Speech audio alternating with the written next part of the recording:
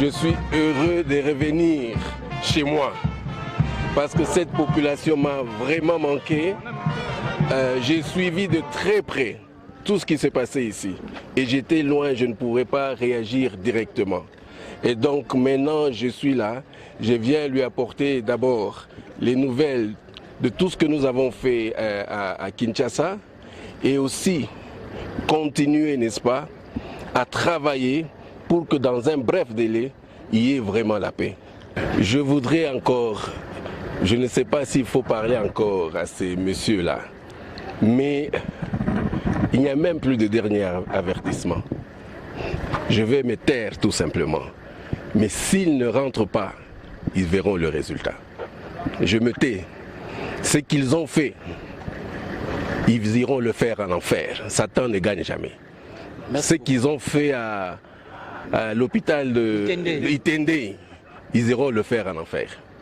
Et ça, vraiment, je le dis, c'est pour ça que je ne veux pas beaucoup parler. Mais nous allons passer aux actes. Davantage aux actes. Pour les gens de Djougou et Itende, je vous dis que maintenant, il faut voir, on va faire plus d'actes. Et je suis sûr que vous serez satisfaits. Calme, mais en particulier, nous sommes sur deux fronts.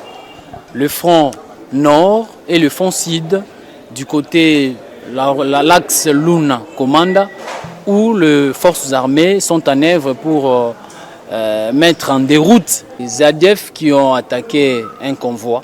Mais pour le moment, le commandant Axe est sur place et la situation est revenue au calme, malgré que nous regrettons la vie de nos compatriotes qui ont par victimes des barbaries de ces hors-la-loi, de ces renégats des ADF. Et du côté sud, les forces armées, là nous sommes dans le territoire de Djougou, où les forces armées, depuis 2 semaines, nous le disons, après la grande défaite, la défaite figurante de hors-la-loi des Codeco et leurs alliés à Kobu, Bambou et Kilo, ces rebelles voulaient à tout prix prendre un autre champ d'action pour œuvrer. Malheureusement, ils se sont heurtés contre les forces armées depuis 3 jours dans la localité Lycéi et Itendei. Pour le moment, les forces armées contrôlent la situation et cela est dû suite à l'appui-fait aérien de nos hélicoptères qui ont pilonné ces hors-la-loi. Et voilà, nous l'avons délogé.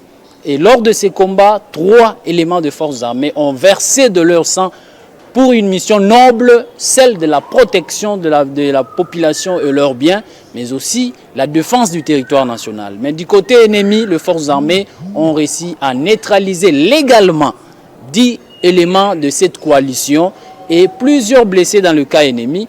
Pour le moment, le commandant secteur adjoint chargé des opérations, le général Niembo Abdallah, est sur place, sur ordre du gouverneur militaire, pour coordonner ces opérations et continuer à traquer ces hors-la-loi. Nous vous avons annoncé d'ici que partout où ils seront, les forces armées seront là. Ils étaient à Kobu, on a frappé. Ils vont à la Lycéi, on va frapper. Partout ils vont se cacher. Les forces armées ne reculeront jamais dans ces opérations pour imposer l'autorité de l'État. Vous-même, vous êtes en train de voir qui détruit l'Ituri.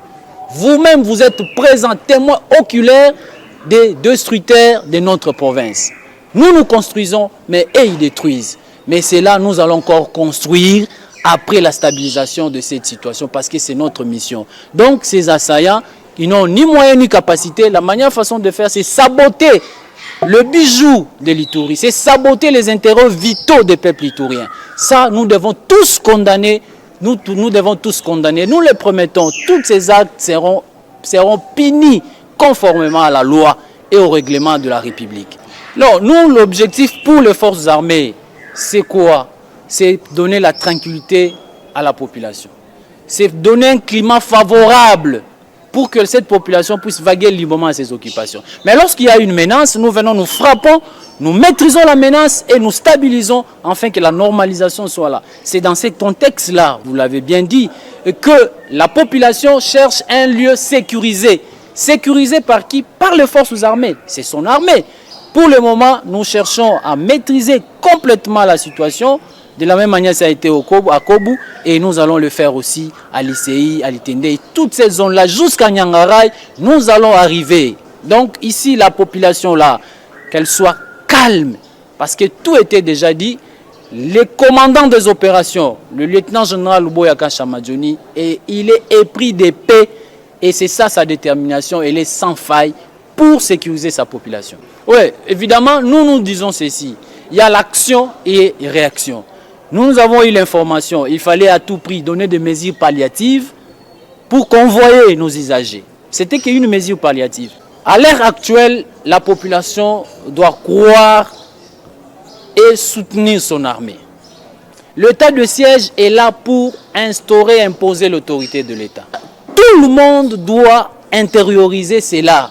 Et la population, qui est en même temps victime, qui est en même temps artère, doit être à côté des gagnants. Et les gagnants, ce sont les forces armées. Au nom du commandant des opérations et gouverneur militaire, nous appelons cette population à collaborer, surtout à collaborer et à se désolidariser. Mais à la vigilance, parce que nous sommes dans une zone où l'ennemi est en errance, la vigilance doit être ravivée à toute la population, à Djougou, de la même manière à Irum.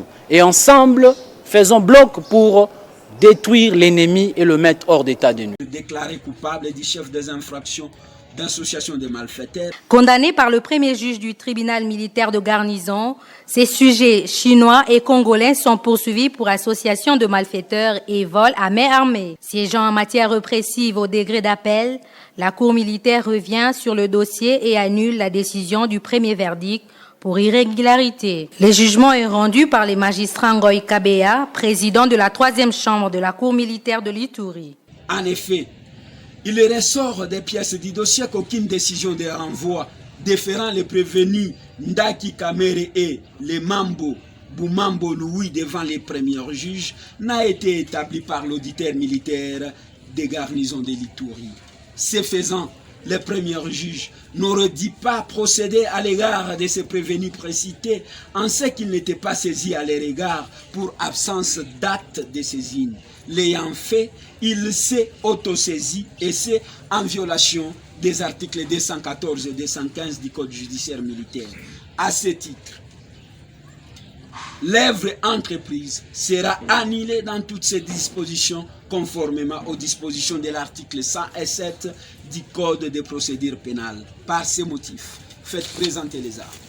Rappelons que depuis l'installation de la Cour militaire en Ituri, la justice militaire se déploie pour appuyer l'administration provinciale dans la lutte contre l'impunité et les mafieux sur toutes ses formes. La Chambre était composée du major magistrat Justin Ngoï, major magistrat Kabanga Mukendi, du commissaire supérieur adjoint Kambale Chongo, juge assesseur avec le concours du major magistrat Apollinaire Ngunzi, substituant de l'auditeur supérieur de la Cour militaire.